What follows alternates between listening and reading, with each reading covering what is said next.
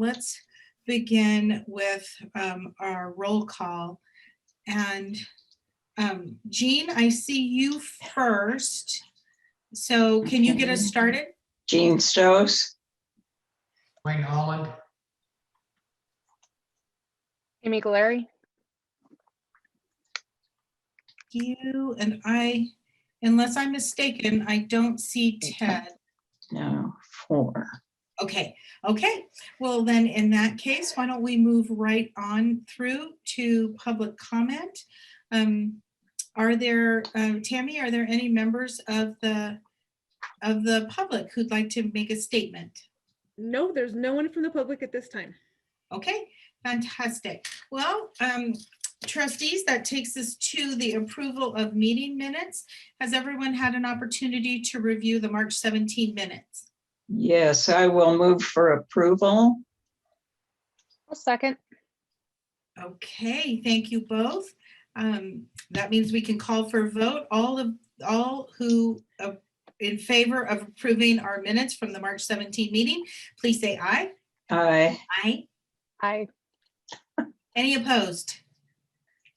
Hearing none, we have approved our minutes. You'll notice in our agenda, we have no old business to conduct, which takes us right into our new business.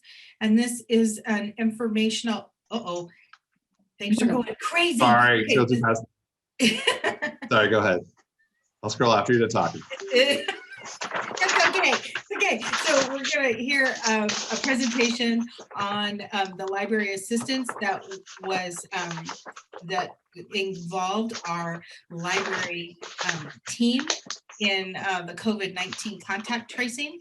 And you'll remember we heard about that. I want to say that was in February. I think Right. I'm right. Right. And so this is just going to update us on that. So Jeff, you want to get us started? Yeah, we have Jonica Bowen on the team. She's our team leader for the library task force. We also have Samantha Pierce, who is our county liaison and working with the school district. And so I'll scroll through and Jonica's gonna do the talking. So Jonica, go ahead and take it away. Oh, perfect. Jonica, you started us out at the last time, so I think this is excellent. Jonica, you are muted. Yeah, I got my camera to work. There you go. Something. There you are. Well, okay, saying it again. Hello, everybody. Thank you, Zanny, and thank you, Jeff, for the opportunity. I'm also going to introduce my colleague at the county, Samantha Pierce, who is also here today.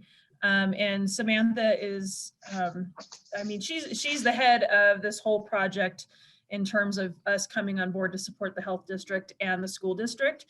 I joined just haphazardly as a member to do the contact tracing, and just by virtue of so many of us having so many library staff involved, and because I just happened to have a classification of manager, we needed a manager at the department level. So it just kind of washed out that turned out to be me. So I've just been supporting Samantha the best I can. She's really the brains behind all of this. So Samantha, welcome.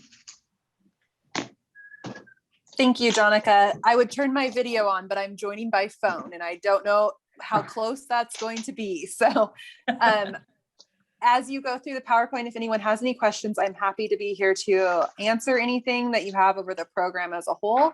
But I'm sure Jonica will do an amazing job. Thank you. So this is not much different from what we presented to you in February. It's just now we've been at it a little bit longer. When I talked to you guys last, we had just barely started. We were still very much with training wheels on. The project overall has changed in kind of a dramatic way, though, kind of midway. So that's where I kind of felt like this was a good opportunity to let you guys know what's going on. And then also going back to earlier questions, and I'm sure things that are going to be discussed later, you know, we're working in some places quite quickly towards reopening. And so this definitely has an effect on that. So I believe you guys got the packet before we joined today, so I won't read these through verbatim. Generally, just the overview, we have at this time about 21 Okay, we have about 21 library staff dedicated to this project still. That was as of March 31st of this year. Right at the end of mid-March, when spring break started for the school district, we kind of switched gears a little bit. And between January, February, we had some needs come up for some of our library staff. So we did have some people step back from the project. Then at spring break, which was 2 weeks this year, we launched a little bit more of a different direction where we stopped working so directly with the health district. And Jeff, I think that's on the next slide. Yep. And actually we've got our statistics in there. So if you go forward just again, one more slide. Perfect, thank you. So this talks about kind of where we're at with the amount of team members. We have 3 to 4 team members, I believe. And again, Samantha can totally jump in here if she's got, I did very general loose numbers with our statistics. We had just started combining them, collecting them when I built this project or this presentation. So forgive me, it's not going to be totally exact. We have a few team members who are working outside of our library department, but the bulk is still from the library department to this project. And in this time, this actually goes back to January 9th.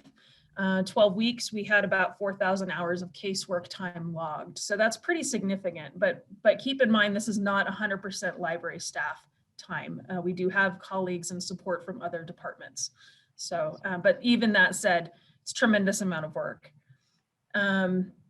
And when we started in March, we had about 36 people. Now we're down to about 21 people, give or take.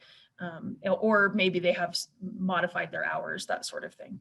Samantha, do you have anything you'd like to add about the general overview of time that we've spent on this project?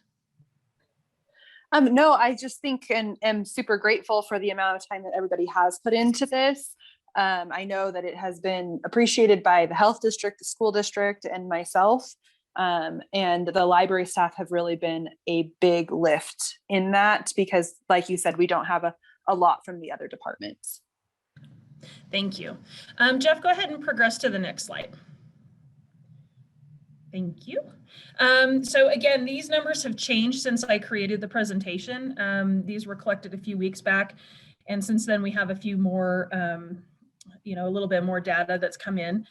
But since December, and again, some of our statistics were starting to be counted back in October, which is when the school district, I believe, identified the need to have support. That's when the surge really hit in the fall. And so some of our data goes back that far, but the library staff were not directly involved until we started training in December, training in January, and really launched at the end of January with taking casework with the health district. So again, the numbers are approximate, just so you guys get an idea of what we've been dealing with. So at the time that I built the presentation, we had about 219 cases investigated, 130 classes with student exclusions, which is pretty significant because the overall goal, if you'll remember from February, was not to exclude everybody. Our goal is to only exclude those who have actually been in direct contact and exposed to COVID-19. So, it's actually a really good thing that we have less exclusions than the classes we investigated, if that makes sense. We want that number to be different. So that means we're doing really good. we're reaching our goal. And the math on this works out to about 59% class exclusion, the rate to the number of classes investigated. So again, we're just kind of looking at trying to, keep as many kids in school as possible. So if you weren't, after we've done our research, you weren't within 6 feet for a cumulative 15 minutes with that positive case, you get to still go to school, and that's what we're shooting for. So Jeff, I think we can go on to the next slide. So really, where are we going next? So as I said, at spring break, we started working more directly with just the school personnel. We have limited contact now with the Washoe County Health District, who did all of our training and supported us to learn our jobs. And I think Samantha is probably the one that's in the most contact with that department still, to make sure we're still knowing what we need to know about the community cases. But our staff are working directly with principals mostly, some nursing staff from the schools. And then we also had some partners that were from different administrative offices across the school district. And some of them are starting to be able to pull back from that work now as well. So as of spring break, that's who we're working with 100%. And I believe we're actually making a bigger dent in the process now because we have less communication breakdown between all the parties that we had going on at once. So I think that's greatly improved. I also think that the outcome for our staff in terms of being able to accomplish the work confidently is much better than it was initially, because we're not dealing with we're not dealing with the real detailed documents that the health district, of course, has to deal with, things that go to the CDC. Those are very stressful. People worried a lot about doing that right. So we don't have that stress any longer, which is helpful. We also eliminated the Saturday task force shifts. So we were stretching our library staff and our other department staff across 7 days to accomplish our mission. Now that we're only working directly with the school district, it enabled us to step back one of those days over the weekend. I think that helped a little bit too with the morale of the staff, who are also trying to support their teammates in their branches to get reopened. So that was a big deal for them. And then, this is still projected to go through the end of the school year, which last I heard, I haven't seen any updates. The last day of school is expected to be June 9th. So that is one reason why this does affect our reopening in different ways, depends on the branch that our staff is coming from. I'll use my branch as the example. North Valley's has a team of 9. We have 1 vacancy, and then almost all 8 of us are either 100% or part of our time committed to doing this project. So also trying to reopen and service the public and get our building ready to go after a year of being closed is going to be a challenge. So our rollout is going to be a little bit slower than maybe some of the other branches with larger staff. Samantha, I'll open it up to you first. Is there anything that you feel we might have overlooked for the board? No, I think you got it pretty well covered. I agree with you that, the change to working with the school district has been a really big positive change. And I think that the staff are appreciative and the school district is as well. And I do want to say that we are still helping the health district because we are still doing all of the investigation for the school side of it, so that the disease investigators don't have to do that. They're able to focus on just the social contacts. So while we might not be working directly with the health district anymore, we are still supporting them in a pretty big way. So just wanted to add that in there. Thank you very much. Yeah, again, when I wrote the presentation, we actually didn't even know what this was going to look like when I wrote this, because we were in spring break. There weren't a lot of cases. Things had kind of calmed down. And now, as of this morning with our staff meeting, it looks like we're seeing more and more activity for our investigators through the schools. So I think the cases are, for various reasons, we're seeing more action on our end. So definitely a little different than what we thought. That's the thing about this project. You can't really guess what you're going to have. It just really varies from day to day and week to week. So it makes it hard to future forecast what we can do and commit ourselves to those things. I know Jeff's probably tired of hearing that. It's like, I don't know, it looks like it's going to get bad or good. So then I would open up for questions. I welcome questions from the board.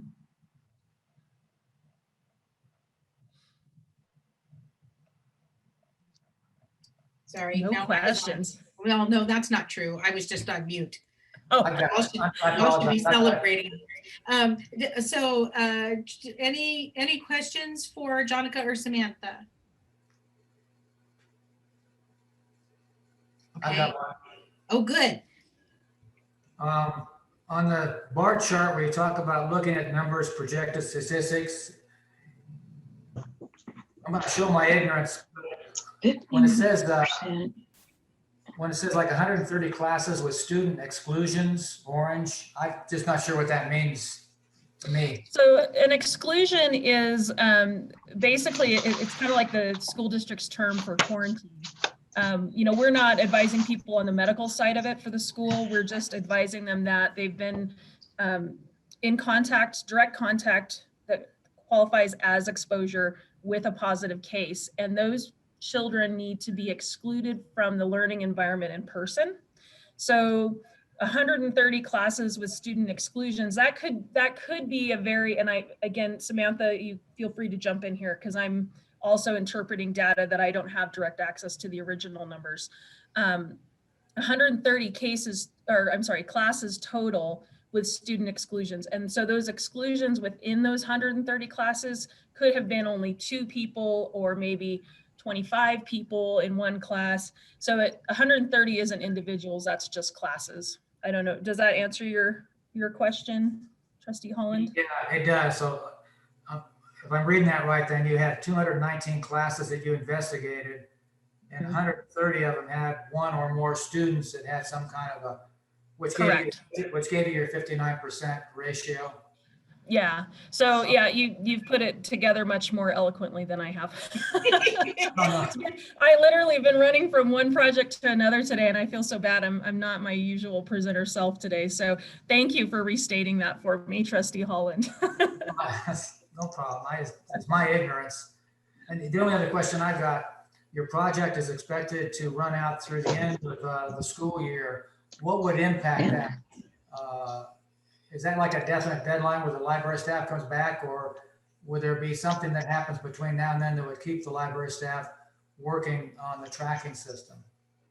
So if the, let's just say we have one of our famous Reno freak snowstorms and they have to add on a couple more days for snow days between now and the end of the school year. And so instead of getting out on June 9th, they get out on June 12th or whatever it is. That could affect us because we are committed to see this through the end of the school year.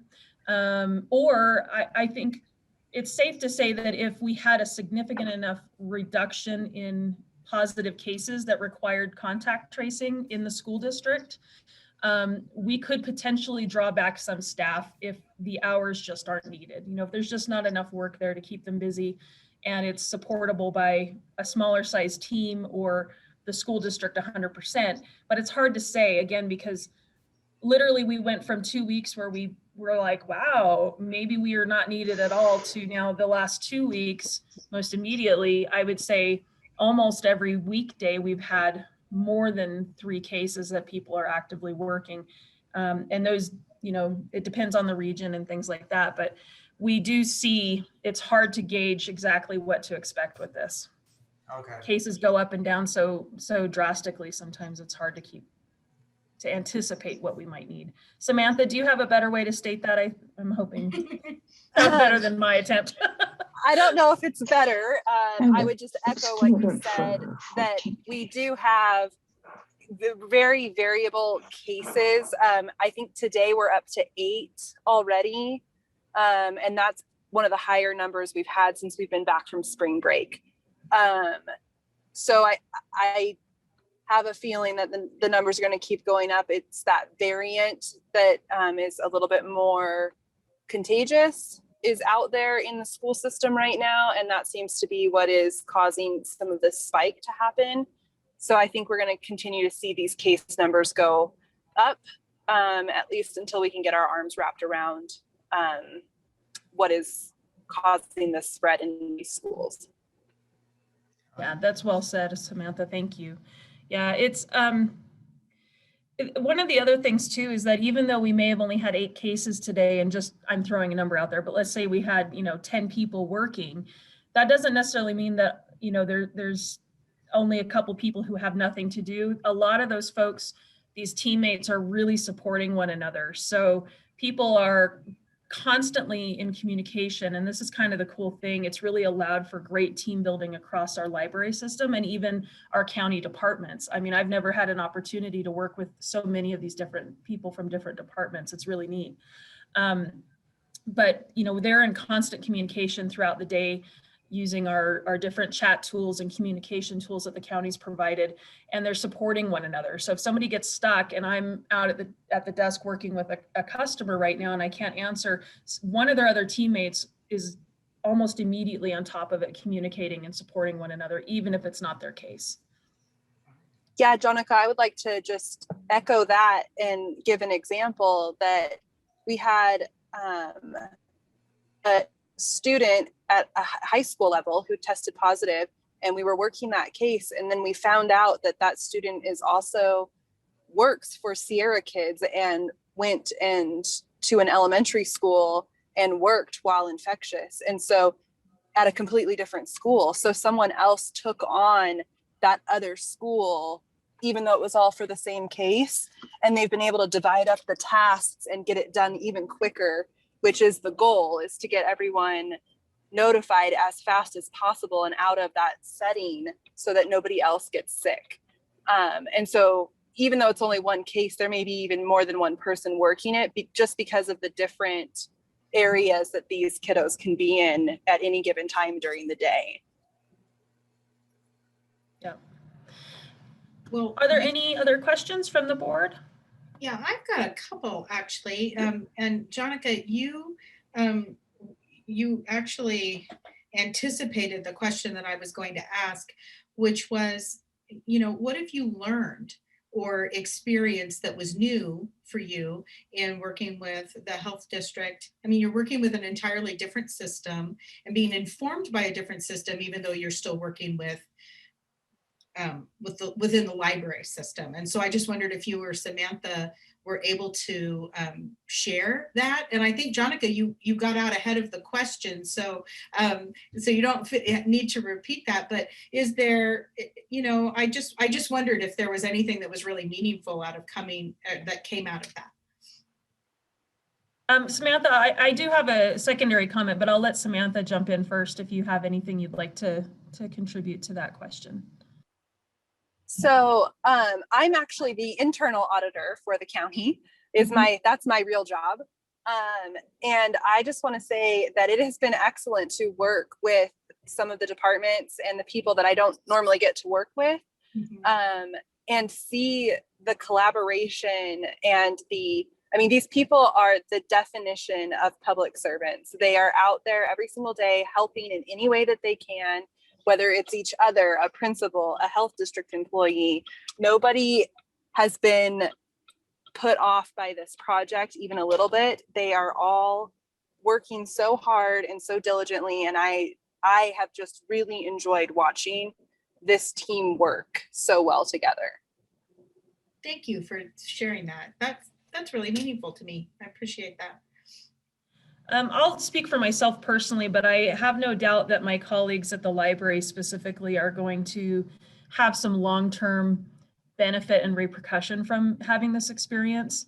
I know for me, it is definitely going to make me a much more empathetic servant to our patrons. What I mean by that is we're anticipating when we get fully opened to whatever degree that might be for our public, we anticipate that people are going to have a lot of sensitive needs, that people have really faced some major hardship and challenges that could be financial to emotional. I mean, just across the spectrum of challenges that humans can face. We're doing it now, and we've been doing it. And, the library is always that place where people kind of tend to end up when they're trying to rebuild after these sorts of challenges. It's important for us to be empathetic and try to even sympathize if we can with our public, and it's not always possible. I have been lucky. I've only had one family member who got sick with COVID, and thankfully they made it through okay. But other than that, I would have had a hard time understanding where some of these folks are coming from. Through this experience of talking with literally sick people on the phone, parents trying to help children, trying to keep their kids in school and struggle also with their responsibility to keep the community safe at the same time has been really incredible. So when someone comes to me when we reopen and they have any number of needs or situations that they're in, I feel like I can do my job now much better than I would have otherwise. So. Jonica, too, I know your team has been excellent at even just today raising ideas and saying, hey, could this work? Could we do it this way? Could we put this together and make a template so that it makes it easier for everybody? And I think that that is something that each of them will take back to their library and be always thinking about ways we can improve. How can we connect? How can we do this better? Because we have seen it time and time again with this team pulling together and going, you know, is there a better way? Can we do this? Is there somewhere else we can get this information? Can we make it easier for everybody? And I think that the team, I've never seen anything quite like it, that everybody is so embraceful of change, number one, and continually improving the process no matter what, and not being afraid to ask the questions. That means a lot. Thank you, Samantha. We have some really incredible talent across the board, and yeah, some of the ideas they've come up with have been like, wow. I mean, some of it's just even so simple. It's like, that makes so much sense. And I think that our colleagues across different branches have really found a way to feel supported in having that voice to share those ideas. And it's really a cool thing. It's really been neat. Well, thank you both. Now I feel like this next question is going to be a little anticlimactic. We should just stop while we're ahead, but I do have one more question, and that is, and forgive me if you mentioned it, but where's the data bucket if there are teachers that had tested positive? Because you have this, you had the student exclusions, but I didn't know where we were capturing that information if it was indeed a teacher. Samantha, I'm not sure if you know that off the top of your head. I feel like we have data that gets close to that, but I don't know that I've seen anything really specific just to faculty or staff at schools. So right now, I believe the health district was tracking whether it was a student or a teacher. We are currently not doing that because the majority of the teachers have been vaccinated and therefore are not usually being excluded right now. Now that we've been able to roll out this vaccine. So most of the exclusions that you'll see are students only, because the teachers have by and large been vaccinated to this point. So we're very thankful for that, because that means that the teachers can stay in the class and teach the rest of the kids and not have to be home. But that's why you're not really seeing a tracking on that anymore. Got it. Okay. Well, thank you both. Any other questions for Jonica or for Samantha? Okay, well, Okay. I'm always available if something comes up for anybody after the fact. I'm always available and happy to answer any questions. I know Samantha would probably say the same, speaking for her here. But I will spare the board one of my presentations, but when we're done with this project in June, I'll do my very best to at least pull together some final statistics that we can just share with y'all. These presentations have been very compelling, so please, not on our account, don't refrain from doing that. But I really appreciate the information. I feel much better educated about just about really the teamwork that it required, but also that we were successful in pulling together to address the contact tracing in a way that I think is going to help keep the community better informed, which is going to help us to stay safer. Thank you. Thank you, board. I appreciate the time. Thank you, Jeff, for the opportunity. Absolutely. Thank you, Jonica, and thank you for your team. Done a really fantastic job, and you're really the key reason why we're able to keep the schools open as much as we've had. Yeah. I think with the number of cases we're seeing, if it was something that happened in the fall before we were on board, you'd see a lot more school closures, classroom closures, and we've been spared that because of the work of our library team and your leadership, Jonica. So thank you. Fantastic. Okay, I think that rolls us right into reports. Jeff, it looks like you're in the point position. Yep, I'll go first here. And then, so you've read all the information. So good news, library positions unfrozen. So that's fantastic. That's the 3 tiers we're dealing with are, the getting staff vaccinated, getting positions unfrozen, and then the commitment to the school district for the contact tracing. So this component, we're getting staff vaccinated. They'll be fully vaccinated by the end of this month, fully inoculated. Staff positions are unfrozen, so we can hire as fast as we can. So we do have a list, and we'll start going through that really quickly. That'll be kind of key as well as we go more of a fully opening in June. Hopefully we can get those positions filled by then. And so we have a lot of positions that we're hiring. Joan Dallasing's always our point person in getting that done. And so she's been very, very busy. We just jumped out of an interview process just a little bit before this board meeting began. So it's good news that we're hiring, but very busy. So I'm excited to get those people on board. As Jonica mentioned, health district commitment ends in June. At some point, we had hoped that if there wasn't a surge, that we'd be able to start pulling those staff back more. We've been able to pull back some of the staff, but obviously we're starting to get a surge. You see the infection rate at 7.2% in the community, and you really want to get that underneath 5%. And it's starting to tick upward, and you have the new variant that's just been announced. So you saw with Bishop Minogue having to go virtual with 30 COVID cases. That's a direct result of the UK variant that's coming into the community. The staff are now a lot busier than they were maybe a couple weeks ago. So it looks like that commitment is going to have to go all the way until the end of the school year. But definitely we're keeping the classrooms open, as I mentioned, and Jonica's wonderful presentation and Samantha's information that we're kind of the last line of defense, keeping the school open with some of these cases. And so it's really commended for the staff to be able to do that to keep us safe. And the reopening plan. So you're starting to see some browsing options this month. Incline, I think, was the first open browsing. So we saw some of the people coming in. May, you'll see more browsing options, and we'll issue a press release for that. As of May 3rd will be the first day. May 1st will be when we kind of make the switch over. Telephone reference, which is to in-branch services. And then in June, we'll have our regular hours. Programs and events will still be virtual until after Labor Day. That also includes our reserved rooms, meeting rooms. We'll wait until after Labor Day, just so we want to make sure that we're not. There'll be a lot of events this summer. The Arena Rodeo, if you saw that announcement, will be 100% capacity. So that's a major event. We want to make sure that we're being a little more cautious with that until the fall before we get back into the swing of things with events and reservations. So fine-free update. So one of the things we were able to track during this process, we did suspend fines before the board had approved the fine-free.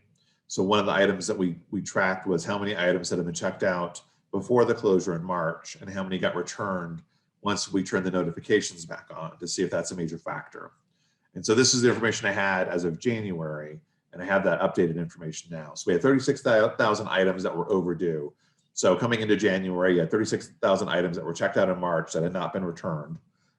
We turned notifications on in January and then immediately dropped down to 22,000. As of right now, of that amount, you only have about 500 checkout. So there's only 500 that carried over from March that are now in the overdue or lost status. So that's a significant difference and demonstrates that really the thing that gets people to bring their materials back is the notifications rather than fines or fees. A story that I've been using with this phenomenon is something from the book Freakonomics, where they had a daycare that was frustrated that the parents would pick up their kids late from daycare, and so they would start to fine them if they were late. So if they're 5 minutes late, 10 minutes late, they would accrue a larger payment for the daycare. Instead of the parents thinking, oh no, I don't want to get fined, they would think, oh, that's extra time I can pay for, and I don't have to worry about it. And so more parents took advantage of that, making more parents late for picking up their kids, knowing they can just pay for the difference. And so with the fine-free phenomenon, it just made it where that's extra time I can keep the book, as opposed to returning the book on time. Notifications help to return the books on time. And when we're blocking the accounts that go into lost status, then we're immediately getting a response to that much more quickly than we did with fines. And so when the account is blocked, they can't check out any more items, and they may have to be paying for the items or return the items immediately. We're getting a far better response on getting books returned from that step and actually getting payments that are just about the equivalent of the fines that were waived with the fine-free status. So we're actually getting more books back more quickly. People are responding more quickly, and we're getting the same amount of money coming in from books that have been lost. So all that's really resulted in that is we're having less items that are unknown what the status is, getting returned more quickly, or at least getting a commitment from the patron saying, okay, I lost it, I don't know, here's a check. So it's been very successful so far. If you have questions on that part, I know Ted, you wanted to maybe have a follow-up with that. If you do have a question, let me know. No, I don't have any question. I just reiterate that I'm the major beneficiary of this policy. So I think it's great. And thanks for that update. Actually, that's actually very interesting. The numbers do help. It's just interesting to see how it works. I had first read your title though as wine free, and then I got excited, and then I realized what it really said. So. Well, the normal times we participate in the wine walk, so we'll make sure to advertise that when that's back in the swing of things.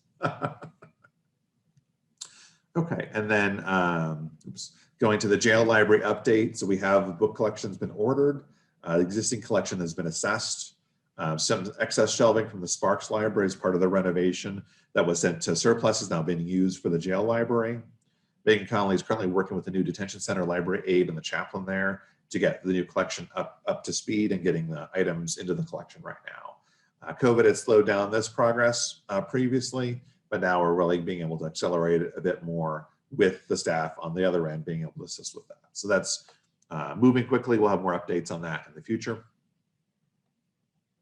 Just some federal government funding, ARPA funding that benefited IMLS. $200 million went to Institute Museum and Library Services. That's going to be distributed to state libraries equally. And so the state library is going to receive $2.8 million to distribute to libraries across the state. I have a link to the article that gives more details about it. And so we're anticipating what the state library is going to do. They sent out a survey to anticipate what kind of needs there may be. One of some of the ideas we're kicking around is about providing out virtual support. So people are doing more things virtually, whether that's attending conferences, applying for jobs, doing interviews. What kind of things can we support for people to come to the library and attend a virtual event that may not be able to attend in person? And so there's a lot of exciting things. Joan Dallison with the reference and technology team is probably going to start investigating that as some of that grant information comes back. But a lot of potential here for moving into the future with the library with this funding. And then summer lunch is going to return this summer. So usually we have the food bank provides the coolers and then have lunch on site at the library. With the COVID pandemic, they'll have the lunch takeaway. So all the libraries that have participated in the past years will now participate again, starting when school is out of session in June. Children can come by and pick up a bag lunch from the libraries distributed by our librarians. So they won't eat it on site, they'll take it and leave it. But it's a nice boost for summer lunch, because that's a big component of food scarcity in the summertime. The kids can't get their normal lunch while in school. So now we're able to support that at locations that are convenient for them. And then our employer announcements. So Tammy Gaston is retiring. Tammy's been a really huge asset for me in the 5 years I've been here and for the library. She's extremely knowledgeable about how the county operates. A lot of the experience she had from the sheriff's office has been really invaluable here. As we're doing interviews for her replacement, it's hard to explain all the different tasks that she does, from providing budget support, human resources support, board support for Library Board of Trustees, along with the courier support and the branch manager support. So she's just really an asset. She's an octopus for our library system. So she has her hands in many pots, and she's really been an asset. So I wanted to thank her for all the time she's given, and she's going to enjoy her time off. Tammy, I don't know if you want to say anything, sister on the line. It has been a wonderful 6 years with the library system. It's a terrific place to work. I've had the pleasure to work with all of you guys, and I thank you for all your support through the years, because I came from the sheriff's office. You know, sheriff's office is 180 degrees from the library system. You can't get any different than that, you know? So you guys have been huge for me, and it's been a great career, and I'm blessed. I'm very lucky to have worked with all of you, and thank you for all your kind words. Tammy's going to be very missed, so it'll be very hard to replace her. So, and she's agreed to come out of retirement to help us train the new person. Good, So good. very thankful for that. Can you hear me? Yes, Jean. You can. Okay. Yes. I inquired yesterday about whether we were having a reception for Tammy after the meeting today. And then today I realized, no, we're not, because we're not together. Well, we're gonna work on something, but it's sort of a secret, so we're not going to tell in the board meeting, because we're not supposed to tell Tammy yet. So I'm still here, guys. You'll all be in It's suspense. the last board meeting, but I'm still here for another couple of weeks. We'll send information to the board about what will be a plan. So this is a secret push. We'll miss you, Tammy. You've been great to work with. Thank you very much. I wish you guys all the best, and Jeff and Joan will pick someone who will take care of you, hopefully better than even me. Well, I think the fact that we can still get a hold of you and that you're coming back to train, and then also maybe to do something that's super secret, means that you can run, but you cannot outrun us. So we're I really would happy stumble about and that. fall anyway. I'm not a good runner, so you're safe. Good. Well, we found your one area of vulnerability, so that's good to know. Yeah, Tammy, I think I don't need to speak on behalf of any of the other trustees if they'd like to say something, but it's one thing to be proficient and be really good at your job. It's another to be a really phenomenally fun person and to make the work that we do really compelling and fun. And you've done all of those things, and I'm really gonna miss you. Thank you.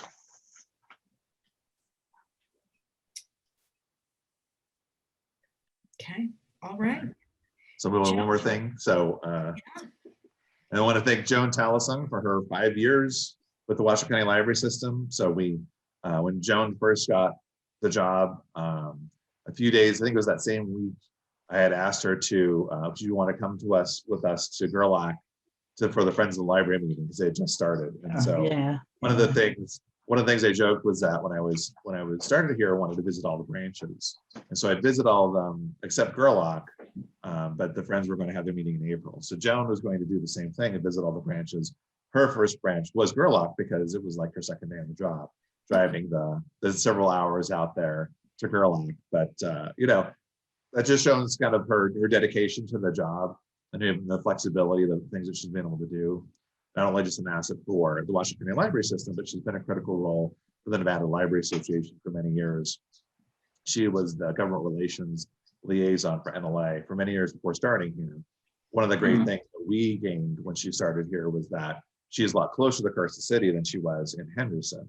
And so she's really spearheaded a lot of the work and a lot of the coordination with senators and representatives in the state to get major legislation passed for libraries. So we've had a $500,000 increase in 2017. We've had major legislation passed. She's shepherding a number of bills going through the legislature right now, working with NLA staff and NLA president and NLA members. She also took on a new role this year as the Nevada State Council on Libraries and Literacy, starting in end of 2019. So as a chair, she helps shepherd a lot of the funding that the state library gets and helps that committee to distribute it to libraries across the state. So many things that she's participated in. It's been a huge asset for us and libraries across the state. I wanted to thank her for her dedication, a big impact she's had on the library system. So I think Joan's on the line. Joan, if you want to say anything. Thank you so much, Jeff, and for all the support, for allowing me to participate in all these other extracurricular library activities. And I will always remember day 3 going to Gerlach. Beate was driving, so sorry, Beate, I think she's here. But anyway, it's tremendous, and it's what an experience, especially this past year, to work with the managers and with library administration to navigate, to make so much progress in programs before this year, and then to really work with everyone to pivot. It's just amazing, and just a wonderful group of people to work with. So I'm so lucky to have come up here 5 years ago. So thank you again for letting me. Well, Joan, I think you said something that is so true, and that is that our system has had an extraordinary opportunity to demonstrate flexibility, pivot, and successfully, and to really navigate something that we as a community have never gone through as a state have never gone through before. And to know that the library is such an extraordinary resource for anyone, both in times of, personal kind of achievement and triumph, and also in crisis, it's really the first place that many people turn. And to have been part of a leadership team that has made the library a continual place of kind of emotional support as well as resource during something that's just unprecedented has been remarkable. And we've been very, very lucky that you are part of our leadership team. And I can't congratulate you enough for navigating these 5 years with such, such extraordinary just class. And I'm so glad that you've been here. There's only other one thing that I have to take exception to. Jeff, I think you said it takes several hours to get there. Is that true, or does it just feel like it? I think it's 2 hours plus. Oh. It's been a while.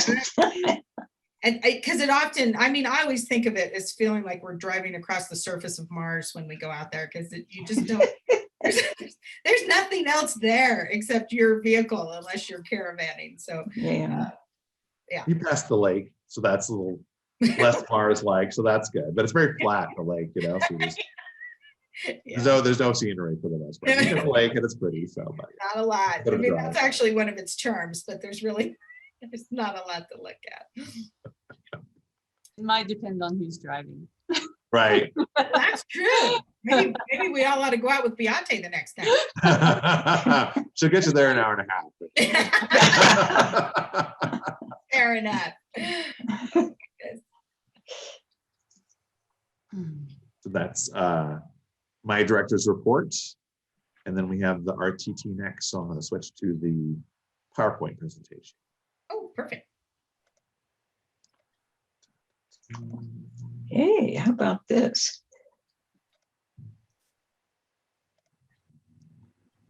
Here we go. Excellent. Could you see that? Yes. Okay, It good. looks just like you want it to. Okay, good. I can never tell. I have 3 screens. I don't know which one's working. All right, so again, thank you so much for having us. Joan Dallasung, for the record. I also coordinate the reference training and technology team for our system. And it's been a while since we've reported, but we wanted to report on a variety of things today. I am thrilled to have 2 other representatives with me, and they're going to be doing the majority of the talking today. Brent Colomer is a librarian 1 at the Downtown Reno Library, and Chris Thomas is a library assistant 2 at the Spanish Springs Library. So we are going to present on Chromebooks today. This is really a presentation about the many ways that our staff creatively integrates technology into the services and programs and outreach that we offer. Most of you are well aware that in regular times we offer public internet access at our libraries as well as Wi-Fi access. But this is more about integrating technology into programs and outreaches and additional services, like I mentioned. And so just to go over what we're gonna cover today, first we're gonna talk about what are the advantages, what are Chromebooks, why are they special, and what are the advantages of using Chromebooks for this sort of work. We're gonna go over, again, in pre-pandemic times, how we use Chromebooks in our programming and our outreaches. And then we will move into how we use Chromebooks during the pandemic in a variety of ways to continue those services. And then we'll talk a little bit more about some future projects involving Chromebooks, probably. So this is not an advertisement for Chromebooks, but they are very handy, and you will see why. So without further ado, I will pass it on to, we'll start with Chris Thomas from Spanish Springs Library. And Jeff, you can go ahead and advance the slide. So for the record, this is Chris Thomas, Spanish Springs Library Assistant 2. So going to kind of go over, touch on what a Chromebook is. They're a budget-friendly alternative to what you're used to, your Windows laptop or like your MacBook or regular tower that you use at home. The difference is Chromebooks run on a Google operating system, which is known as Chrome OS, and most of that operating system runs in the cloud. So it's actually not on the computer.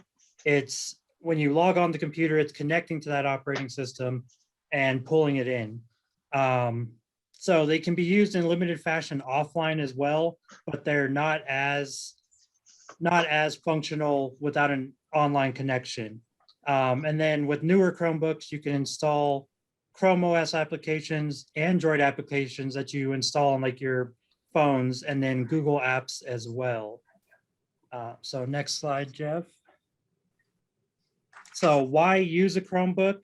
For pros, they're affordable. You know, your cheapest ones are between $200, $300. They do get up into the more expensive range for a more fully featured, you know, like steel casing, stuff like that. But in the library, we like the affordable term. They're easier for IT to maintain because they are a cloud operating system. It's less likely that viruses get installed on them. Viruses can be downloaded. They're less likely to break due to less movable parts. So there aren't your regular hard drives in these laptops. They basically run on flash memory, and that's what makes them more affordable. Is instead of having your big hard drives in them, they have like a 16 gig amount of space, and then you just use flash drives or the cloud to store your files. Some of the cons, and we've seen this during just the use during the pandemic as well, is that there is a learning curve. Patrons are used to Windows or Mac when it comes to using a laptop, and these are just a little bit different. The keyboards are different on them. So there is a little bit of a learning curve, but you know, we write some instructions out and are able to help them use them and learn how to use them. And then they're kind of basic when it comes to like image editing or your powerhouse programs. And like I said previously, not as functional when you don't have an internet connection. So next slide.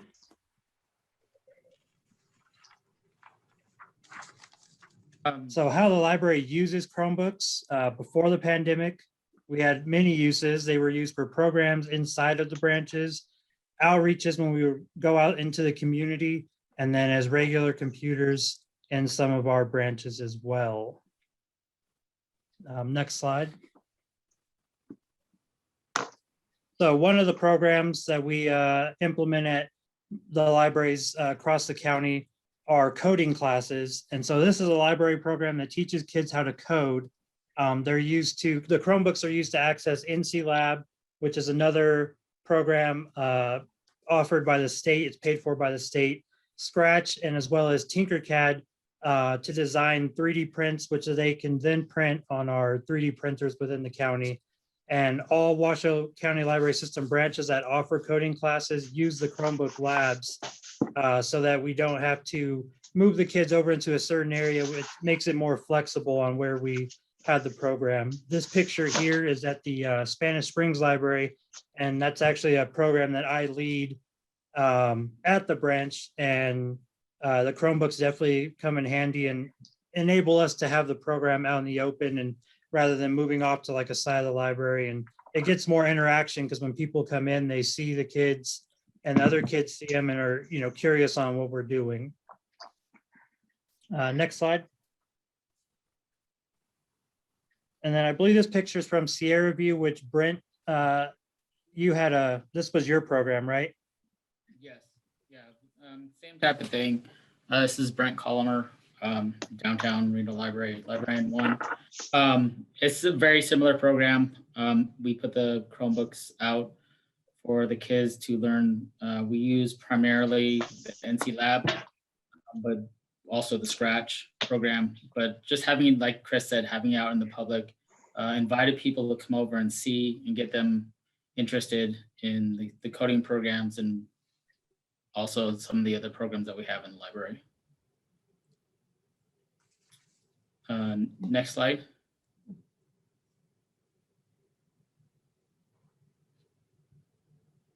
on. There we go. So this was another program that we offered at the Spanish Springs Library Young Writers Workshop. It was put on in conjunction with UNR to teach children from the ages of 9 to 18 to write stories and go through that whole story writing process.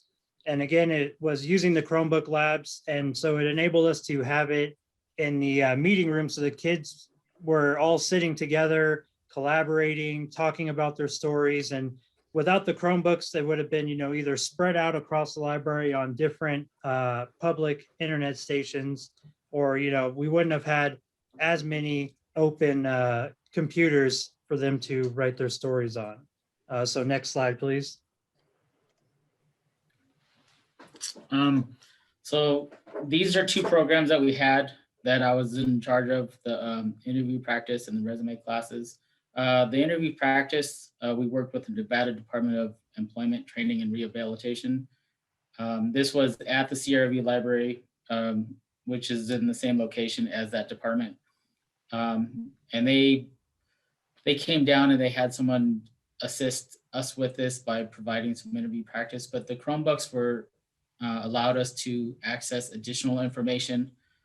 They had access to the Job Now database, which offered live interview coaching. What that was they were able to go online and interact with someone live, providing them the job and give them practice interview questions. So they're familiar with some of the processes when they go on for an interview. Many of these people that attended the classes had never been in an interview before. So it was a good learning experience for them. The resume class, again, we utilized the Job Now databases, the database which is available through Washoe County Library. Using the Chromebooks allowed them first to create an email. Many other people did not have an email, which a lot of jobs require now, because they have to submit resumes or applications online and they get an email back. So I was able to create an email using the Chromebooks. We were able to download templates from the Job Now database, and they were able to open up the resume, customize the resume to what they had and their services and their experiences, to customize it to themselves.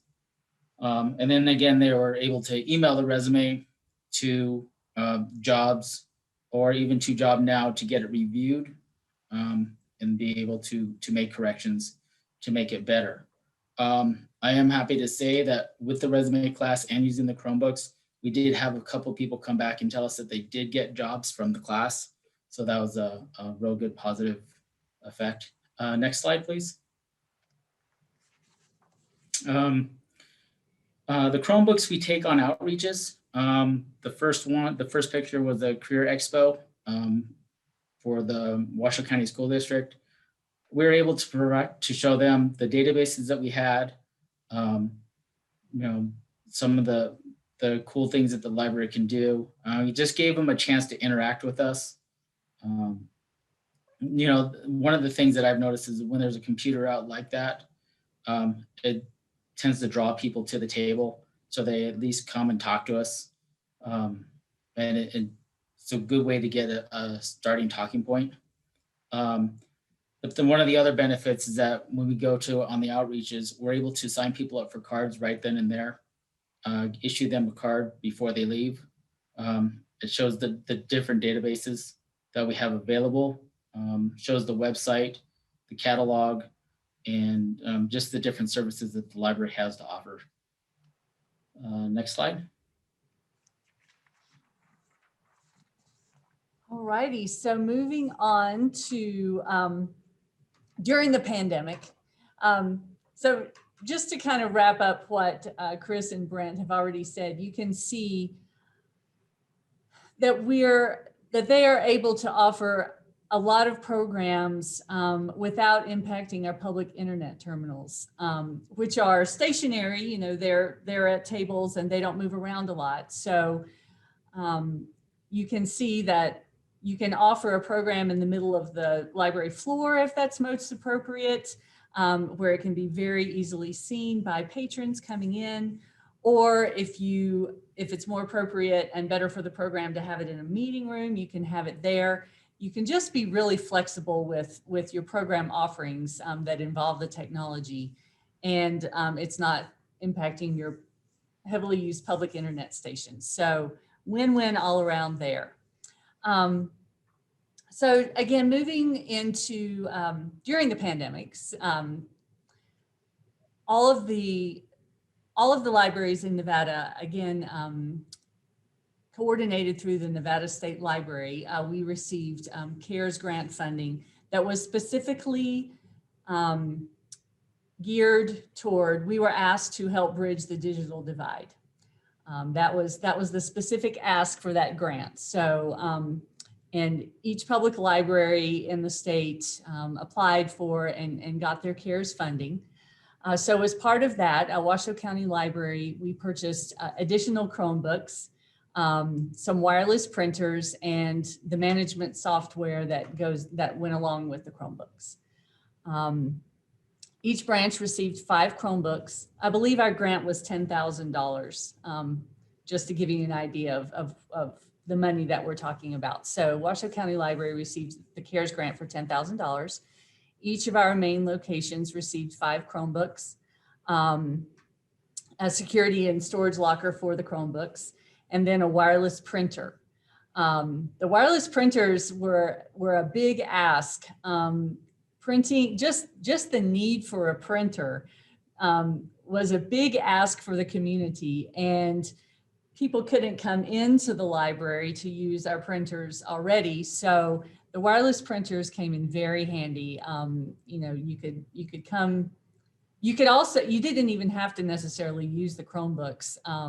It was very slick. You could print from your phone or from your tablet. It was an app that you downloaded onto your device. So the wireless printers were a great addition to what we purchased and have to offer for the public during the pandemic. As the slide said, again, you know, the last year we didn't want to tax anyone with any kind of payment. We had a little bit of, you know, we would recommend up to 10 pages per day for wireless printing. That was free of charge.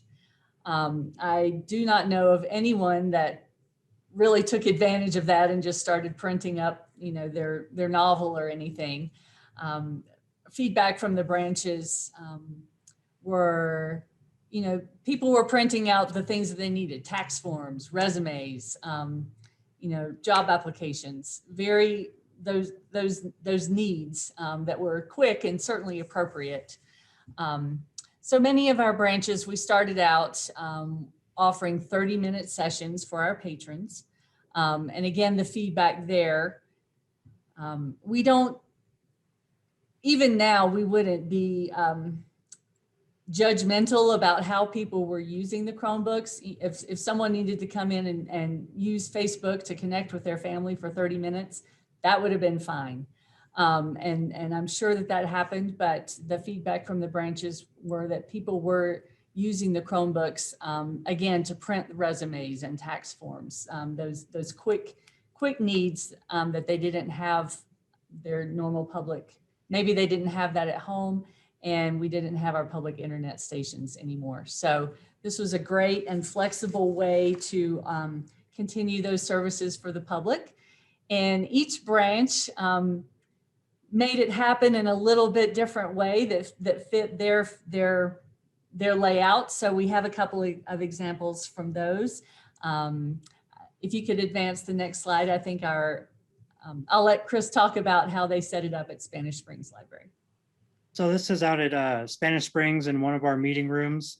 Since the meeting rooms aren't open to the public to, you know, to reserve or anything right now, we set up 3 tables. We utilize the little protective plexiglass blockers to kind of put in even more of a protection between each patron, and made sure that each of those were at least 6 feet apart. So, you know, patrons didn't have to worry about safety or anything when they were in there. On our boards, we just kind of had the rules that staff weren't able to, you know, come up and stand over top and help or anything.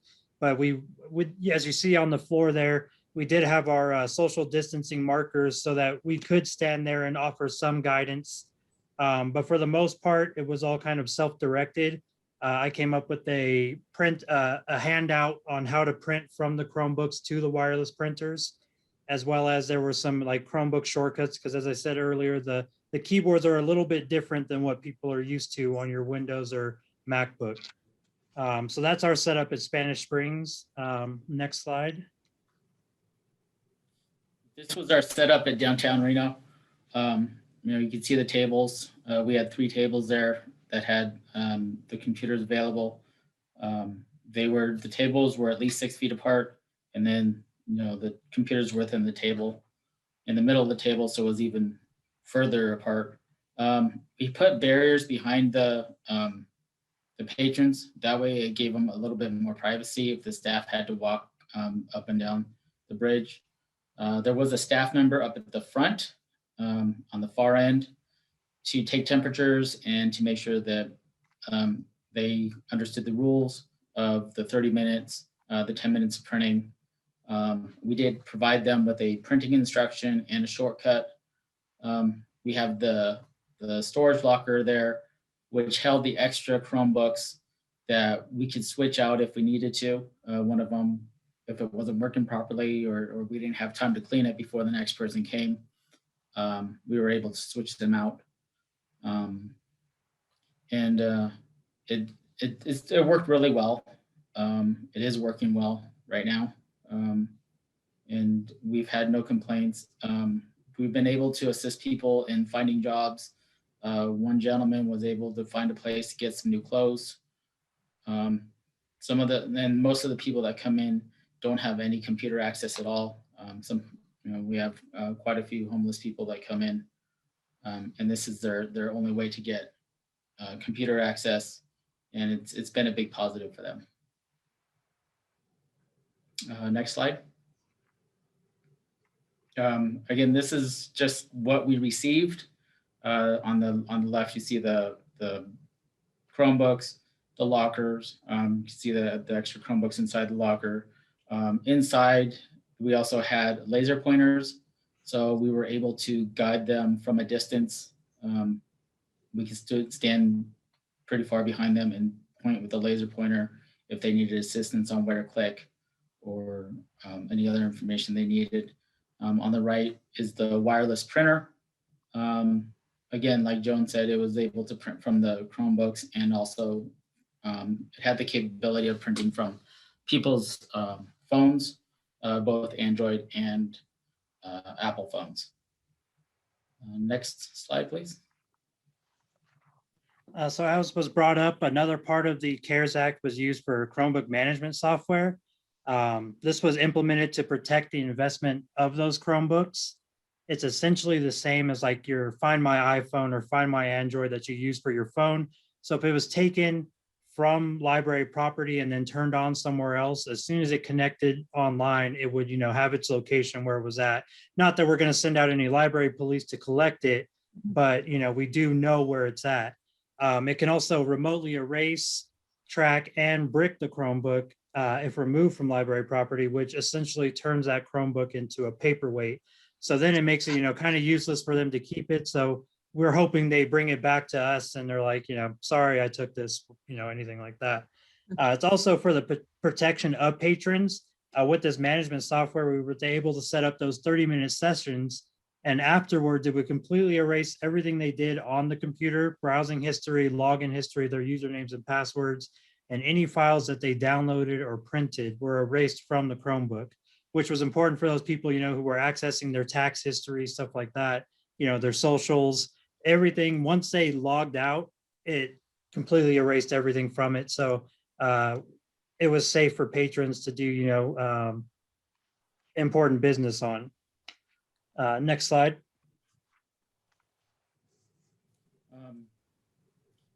So during the pandemic, the Chromebooks, we provided them for the public. We also had other Chromebooks from before, which helped the staff as well, because the staff was able to take the Chromebooks and to work from home.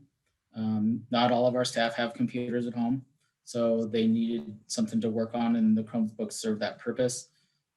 They were able to work part of the telephone reference line, which has been really big during our pandemic. They were also able to attend staff meetings, trainings, lots of different, write up reports if they needed to. Anything that they needed to do, they were able to do it on the Chromebooks. And like I said, with the staff not coming into the branch, they needed to be able to do some work, and the Chromebooks were the ones that were able to provide that service for them to be able to keep working. Next slide. All right, so most of our branches are moving back toward, as we're offering more services, toward offering socially distanced internet access at our PCs again. Immediately before that, we did expand the access to 1 hour. Staff got comfortable managing it, and patrons got used to it. But just looking for the future. So of course, eventually we'll be doing those programs again, and we'll be going to those outreaches again.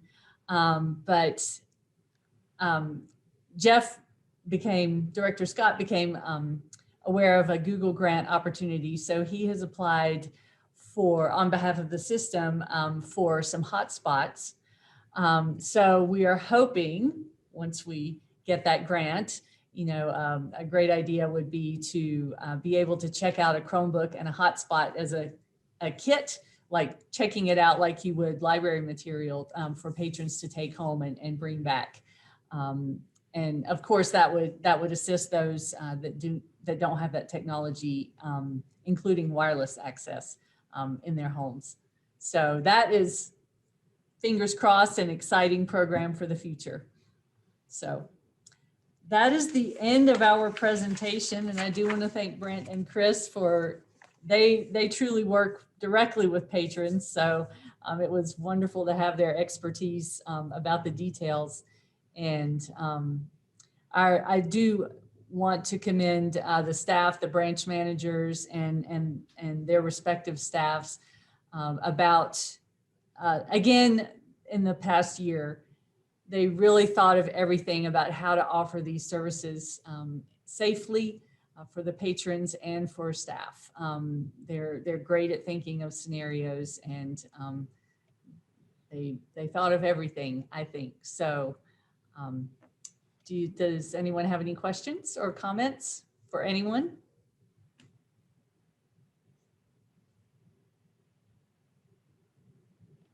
No questions?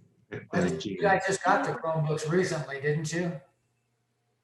When did they come, Joan? We got the CARES Chromebooks in late fall. So that was the 5 that went to each branch. But I believe that each branch before that had 10. They're slightly older, but in regular times, in the before times, we had already started using Chromebooks as a regular part of our programming, and they were working really well. So it was an easy decision to continue using those. You guys done a great job integrating them into the library. Yeah. Could we get a hard copy of this presentation? Absolutely. We'll put that, it's going to end up in the packet on the website, so we'll change that. We'll definitely send you a PDF version of that. It's a great presentation, absolutely. Gary. An oral version wouldn't be bad either. Well, we're recording, so we'll have minutes. Well, thank you so much I'm sorry, Chair Marsh. Oh, no, I was just going to ask if there were any other questions for Brent or Chris or Joan. Well, fingers crossed on that grant. I would love to be able to offer that. So good luck. Thank you. Excellent. All right. Well, we appreciate that. I think that we have more. We do have more. Okay. Oh, Taquino Trust. Where are we? Jeff, So we have update. We have the Sparks and Northwest renovation scheduled, so that's ongoing. And then that'll go until next fiscal year until July. So we've asked for some additional funding from the county to complete the project. There's more asbestos needs to be removed from Sparks, and then the Northwest Reno Library shelving needs to be earthquake safe. So that it increased some of the costs on the project. So we're getting that funding from the county to replace that. But we should have both these projects done by July. So that's ongoing right now. We'll have that completed, renovated libraries, and we'll bring this report to a conclusion for that. So stay tuned. Excellent. Okay, now I know we've updated the our board task list, and Ted, I hope you don't mind. I took the liberty of saying that we were going to circle back around about the extension of, excuse me, about the elimination of the fines. And the last 2 months, what you've said is that you're probably the biggest beneficiary of that policy. We won't argue that, but do you feel that the policy itself has been vetted sufficiently, or do you have any other follow-up that you'd like? Well, I think what Director Scott shared with us today made sense, was helpful just to know, but I still think we're in sort of a weird state. And we haven't really had a good, when things return to the new normal, I think that's when we should just revisit it, because it's still new, it's still different.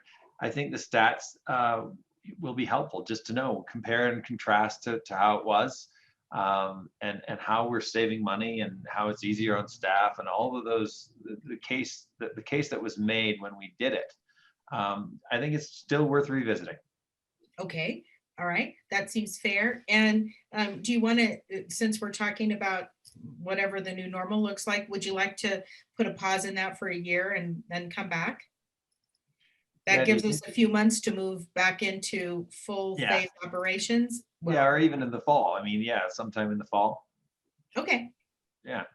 Okay, fantastic. Well, I think it says here that we've moved it to December. So Tammy, once again, you were prescient. That's well, that was we can December leave of it. 2020. So we're actually going to move it to December of 2021 now. So that was from October. Oh yeah, that's right. Yeah. So what I'll do is I'll cross April off and I'll put December of 2021, and it'll stay there until December of 2021. Okay, that sounds excellent. I was telling someone yesterday, I have reached a stage in my eyes where if I wear my glasses, I can't actually see anything in writing. And if I take them off, then I can't see any view. So, so it's a darn good thing somebody else can read what I'm supposed to be seeing. Okay, and then that takes us to... Did you have something, Jean? Your hand is up. I just want to make sure that whatever you had, you were... That was for a previous issue, I think. Oh, okay. Okay. I just wanted to make sure that you were taken care of. So sorry. Yeah. Shall I undo my hand? Here's how that works. Thank you. Okay. All right. Well, then the next thing that we'll be revisiting will be in November 2021, which is the update on the tax initiatives. And I think Trustee Holland would like us to be able to come back and revisit that in the fall. And then the only other thing, which feels like a surreal amount of time ago, was to revisit the evaluation process for our library director, which is essentially closed, but when we can all come back together, we will untable that particular item, and then we'll move forward. Yes, Director Scott didn't plan COVID just to postpone his review. And just so you know, that's going to be through around September because the meeting rooms are closed through about that time. So just so you know that we're not going to actually be able to hold a meeting at a library until around sometime after September. Okay, I appreciate that. So we'll reopen in June, but the group meetings, the kind of the gathering spots, are going to be a little bit longer coming online. Correct.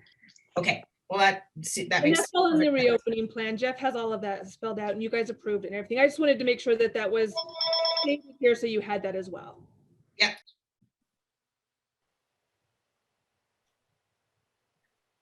I'm trying to mute so you can't. Telephone ring. We'll wait till it's done.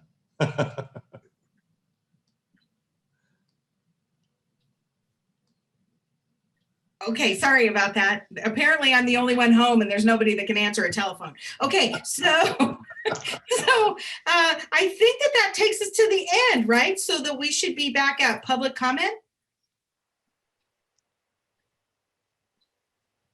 Staff announcements. Right. and then comment. Oh, staff announcement. Darn it. I was so close. And I don't see anyone with their hand raised in the audience at this.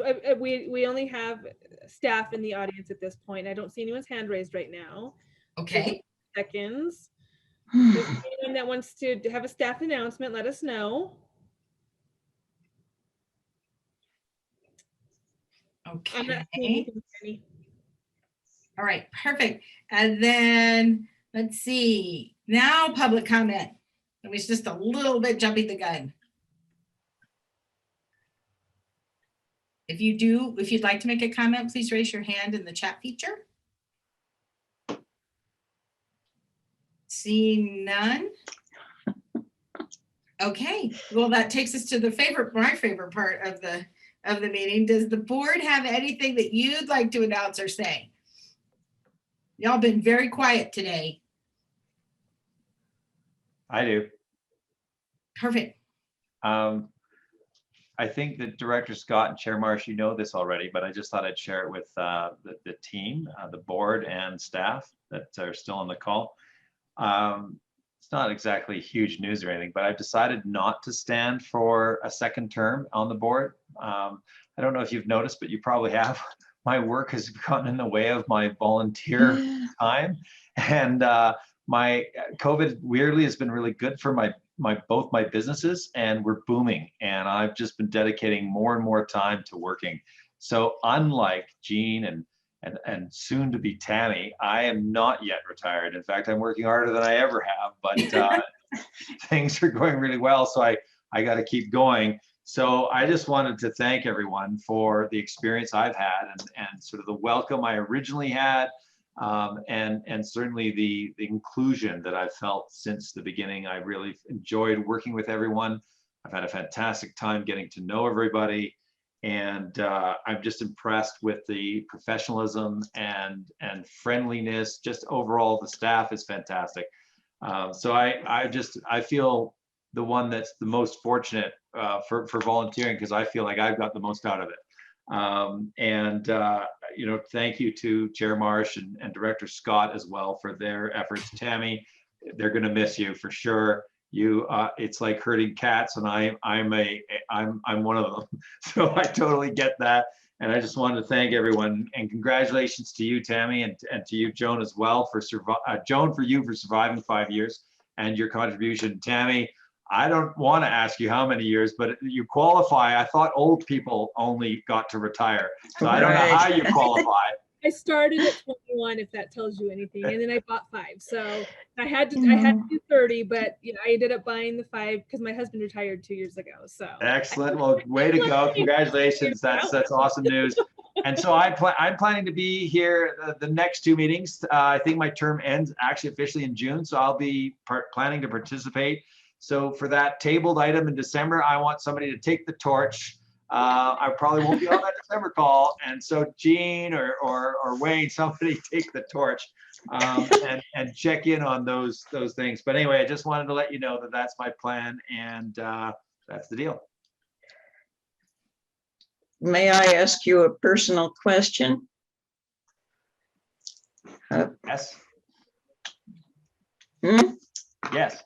Yes, about a year ago, your son was severely injured, and I don't think any of us know how he's doing now. I certainly would like to know. Jean, thank you. I appreciate that. And I know that all of you supported our family through that. That was a tough time. And the amazing part, and I think there's some miracles involved too, and he has recovered. He's back at school. He's a junior at the University of Florida, and believe it or not, he's worked really hard at not only his physical and his cognitive recovery, but he's 100%. He's actually secured an internship on a trading floor in New York starting June 1st. So he's going to be in sales and trading. And so he really has come back from the brink to really getting back into the full swing of his university days. So yeah, thank you for asking. Glad to hear that. Yeah, we're really lucky. The one thing he doesn't get to do is play full contact hockey for the university anymore. He's coaching instead. Oh. Thank you. Mhm. Okay, are there any other comments from our board members? And Ted, really quick, we've appreciated your service. You have been, you and Wayne are our two go-tos when it comes to quantitative analysis, and yet both really excel there. And there's just nothing that I like more than qualitative, so it's been a nice yin and yang. So I really appreciated that. Thank you. Okay, and just any other announcements before we adjourn? We're adjourned. Okay. All right. Well, that was definitive and decisive. All right. Well, okay. So that brings this meeting to a close. We will see everyone again in May. Thank you very much, and a great meeting, everyone. And thank you to all of the staff who came and presented. Really, really.